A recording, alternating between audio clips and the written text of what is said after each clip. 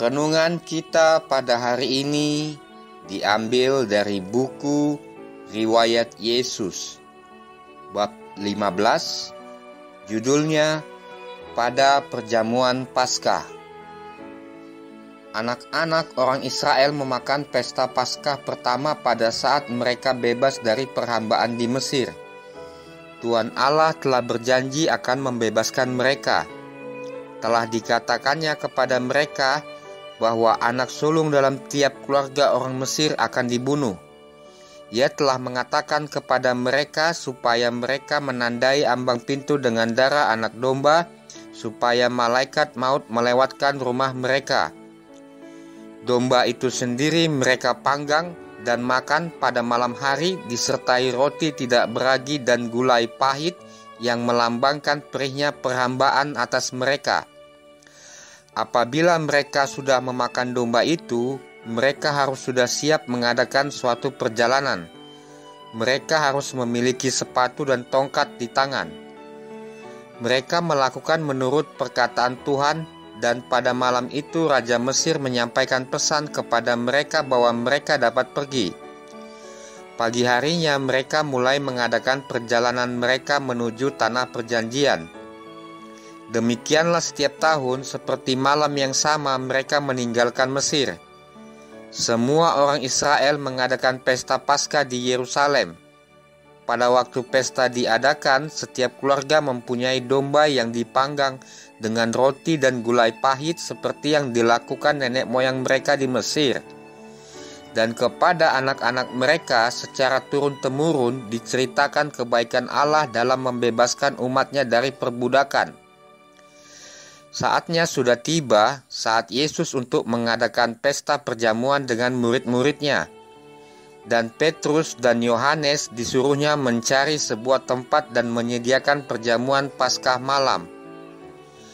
Banyak sekali orang yang datang ke Yerusalem pada saat ini, dan orang-orang yang berdiam di kota selalu bersedia memberikan tempat penampungan di rumah mereka bagi para pengunjung yang akan mengikuti pesta itu. Juru selamat mengatakan kepada Petrus dan Yohanes bahwa apabila mereka sudah pergi ke jalan, mereka akan berjumpa dengan seorang yang sedang memikul air. Hendaklah mereka mengikutinya dan pergi ke rumah yang ditujunya. Dan mereka harus mengatakan kepada si empunya rumah yang baik hati itu seperti berikut. Guru bertanya kepadamu, di manakah ruangan tempat aku bersama-sama dengan murid-muridku akan makan Paskah? Orang ini lalu menunjukkan kepada mereka sebuah ruangan besar yang sudah lengkap, tempat mereka yang mengadakan Paskah. Dan semuanya terjadi seperti apa yang dituturkan Yesus kepada mereka. Dalam Paskah itu para murid sendirian dengan Yesus. Saat seperti ini adalah saat-saat penuh bahagia selama ini bagi murid-murid itu bersama-sama Yesus, tetapi sekarang dia dirundung kesusahan. Pada akhirnya dia berkata kepada mereka dengan suara sedih, "Aku sangat rindu makan Paskah ini bersama-sama dengan kamu sebelum aku menderita."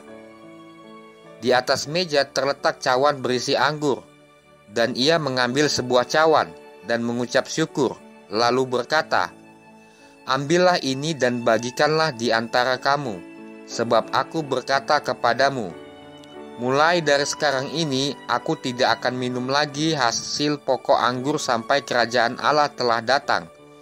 Lukas 22 ayat 11, 15, 17, dan 18.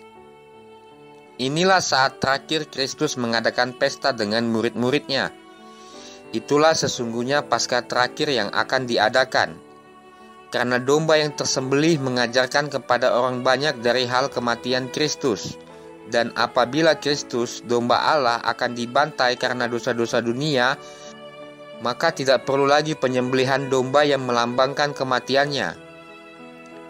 Apabila bangsa Yahudi menetapkan penolakan mereka kepada Kristus dengan menjatuhkan hukuman mati kepadanya, mereka menolak segala sesuatu yang memberi nilai dan makna pesta ini. Itulah sebabnya pemeliharaan yang mereka adakan merupakan suatu bentuk pemeliharaan yang tidak berharga sama sekali. Sementara Kristus turut dalam pelayanan Paskah itu, Di pikirannya terbentanglah gambaran pengorbanannya yang terakhir dan agung. Ia kini berada di bawah bayang-bayang salib, dan derita sudah menusuk-nusuk hatinya. Ia mengetahui segala sengsara yang menantinya. Ia tahu kekejaman dan rasa tidak berterima kasih yang akan ditunjukkan kepadanya justru oleh orang-orang yang hendak diselamatkannya. Tetapi bukanlah kesengsaraan itu sendiri yang menjadi pokok pemikiran baginya. Ia merasa kasihan kepada orang yang akan menolak juru selamat mereka dan kehilangan hidup yang kekal. Ia sangat menaruh perhatian atas murid-muridnya. Ia tahu bahwa apabila deritanya sudah berakhir, mereka akan ditinggalkan berjuang di dunia ini. Banyak perkara yang harus dikatakannya yang patut mereka simpan di dalam hati mereka apabila dia tidak ada lagi bersama-sama mereka. Ia hendak berbicara mengenai hal-hal ini dalam pertemuan mereka yang terakhir sebelum kematiannya. Akan tetapi, dia seakan-akan tidak dapat menceritakannya kepada mereka sekarang. Ia melihat bahwa mereka belum siap mendengarkan. Perdebatan terjadi di antara mereka.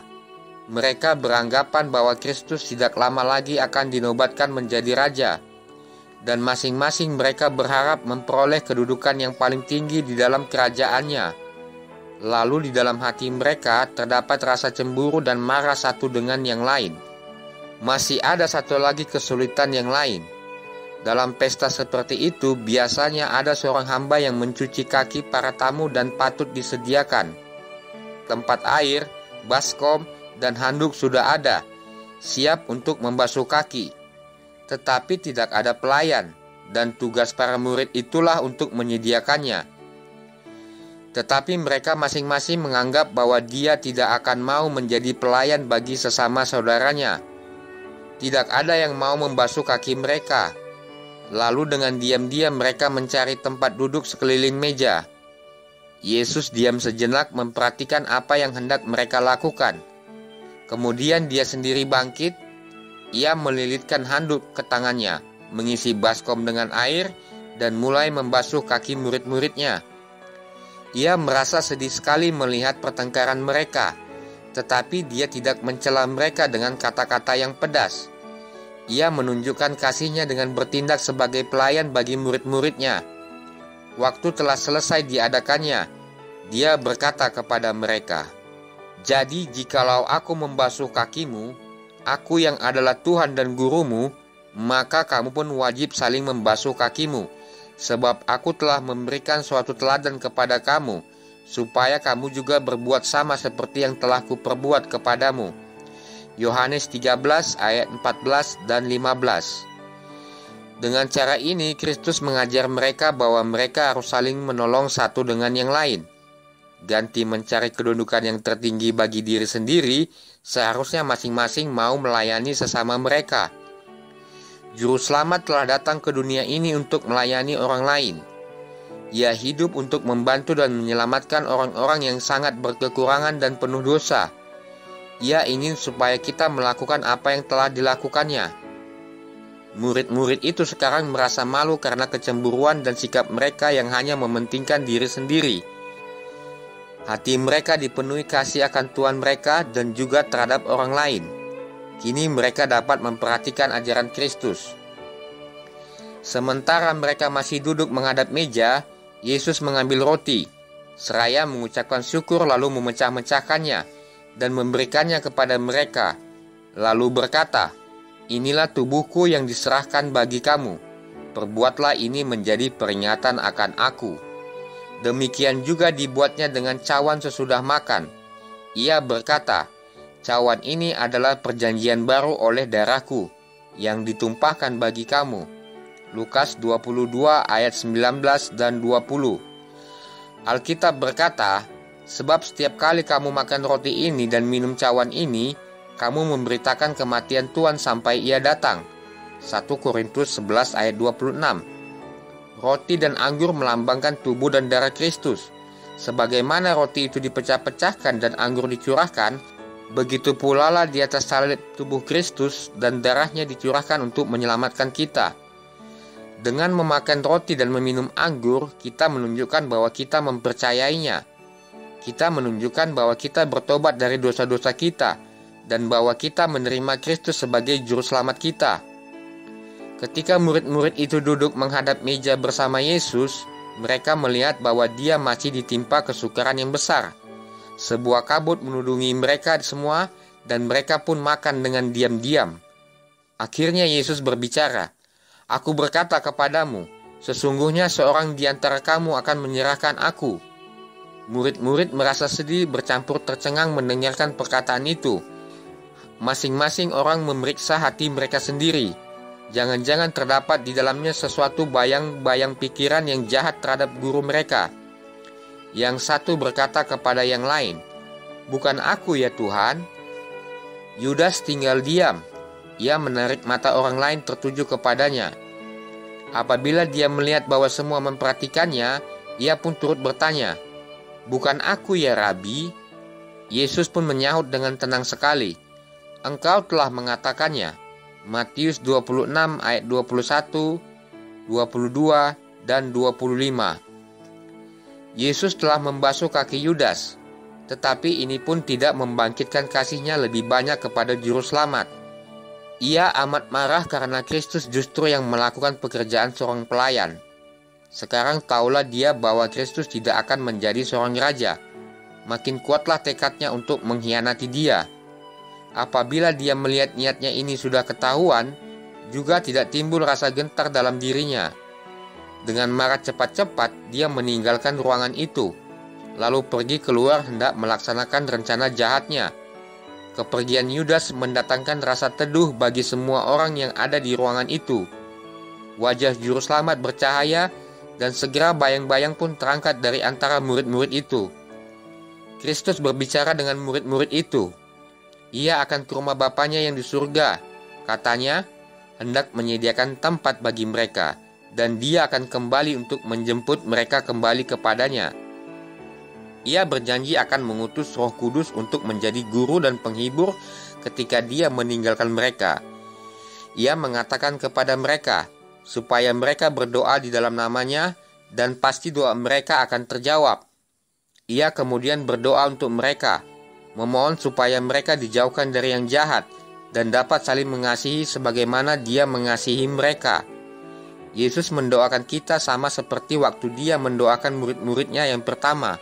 Katanya, "Dan bukan untuk mereka ini saja aku berdoa, tetapi juga untuk orang-orang yang percaya kepadaku oleh pemberitaan mereka, supaya mereka semua menjadi satu, sama seperti Engkau ya Bapa, di dalam aku dan aku di dalam Engkau, agar mereka juga di dalam kita, supaya dunia percaya bahwa Engkaulah yang telah mengutus aku, bahwa Engkau mengasihi mereka sama seperti Engkau mengasihi aku."